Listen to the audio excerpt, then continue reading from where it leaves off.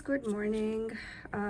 Before we start this video, I have a disclaimer. I've got kids in the background. They're just playing, setting up their toys, so there's going to be kids noises. It happens sometimes, but I wanted to jump on here and do this video quickly because I want to talk about some things. I have created a problem for myself. It is a self-created problem, but it's a good problem to have, so I'm not complaining too much, but I really need to understand what's going on. So I thought that I'd discuss it with you guys on video, and let's see if I can draw a conclusion. So, background story. I have been using this beautiful B6 with the Bujo planner cover on it, which I recently got, and I did an unboxing. This leather looks like rose gold in most of the pictures, but it's actually a very chunky gold leather. But sometimes it looks like rose gold, which is nice, but it's very much gold to me in the sunlight, in natural lighting and stuff. So anyways, I have the Sterling Ink Daily in here in B6 size. This is such a cozy planner for me. I love the size. I love the fact that I can carry it. I love the paper. I love how cozy it feels when I'm writing in here. My brain really likes this. So for the first 6 months where I have empty pages, because obviously I started using this in June, I'm using all of these pages as just notes pages. So basically I've white out the dates at the top, and I don't necessarily have to do that. I can just continue writing in here because I know that the first 6 months are empty and I'm using them as notes pages.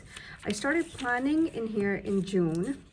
I did my monthly overview page, and then I've been doing dailies. I actually started planning in here 15th or something, so yeah.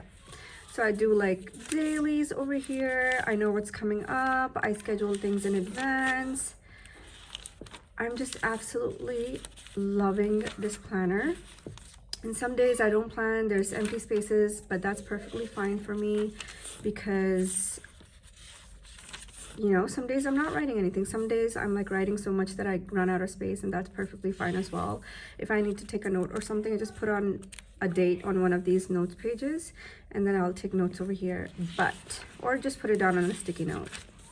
So I started July. I still have to decorate this page, and then I've been planning in here daily. And like I said, every time I open this planner, it's such a cozy vibe to it. It just allows me to focus on that day, quickly make a to-do list, write down what's pending, and that's it, you know, and my brain loves this. So the issue came up when I was going through my planner stuff and I saw this, and then I held it and I was like, wow, this is such a nice, sleek looking planner. And then right next to it, I had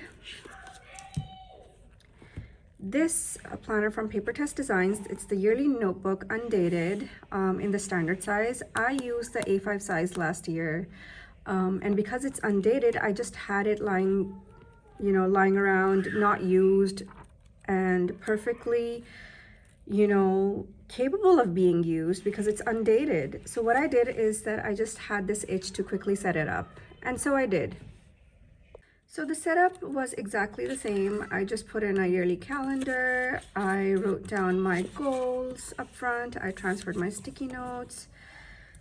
So you guys know that I have my goals page up front, and I literally just copy pasted the whole thing because I loved how this looked. I just created a new one over here. And then I went to the July because I started setting this up in July, and I started filling out the dates. I set up the monthly. And then for my dailies, I just put more sticky notes over here that I had. I made an overview page for July, and then I did my weekly overview over here, and then I'm just doing my dailies the same way that I'm planning in my B6. Now here's the issue.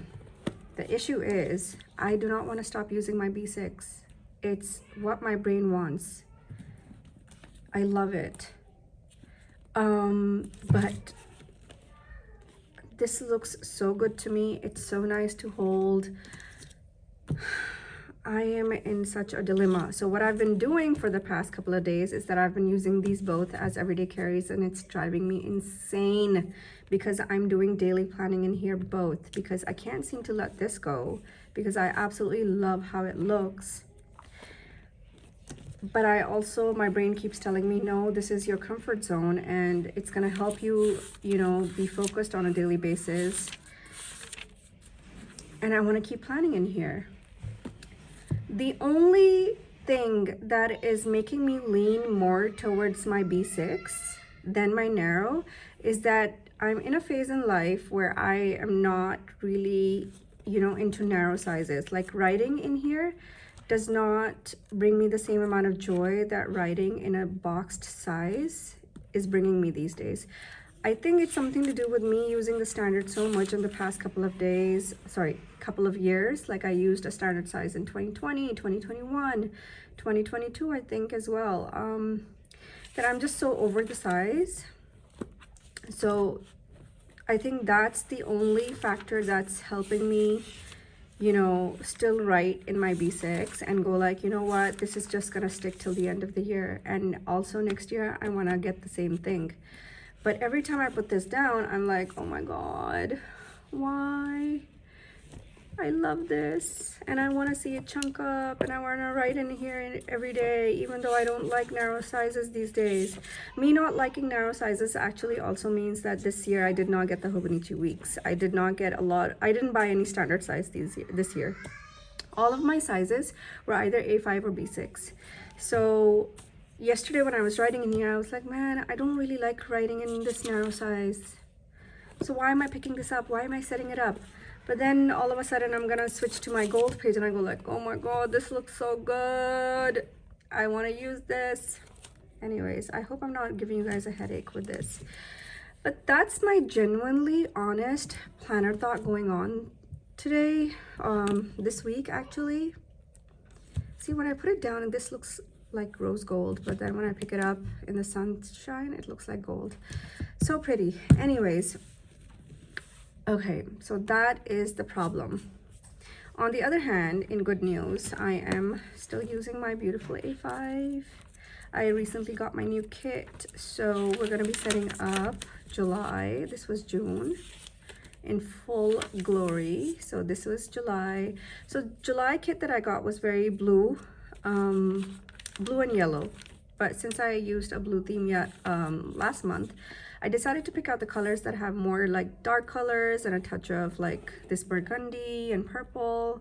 So I've mixed a lot of colors and I'm perfectly fine with that. I love, you know, the different kinds of elements the modern journal are included in this month. And then I also started writing down stuff for my weekly, and now we're in the second week and I have to like set this up, and then I still have to do my monthly over here.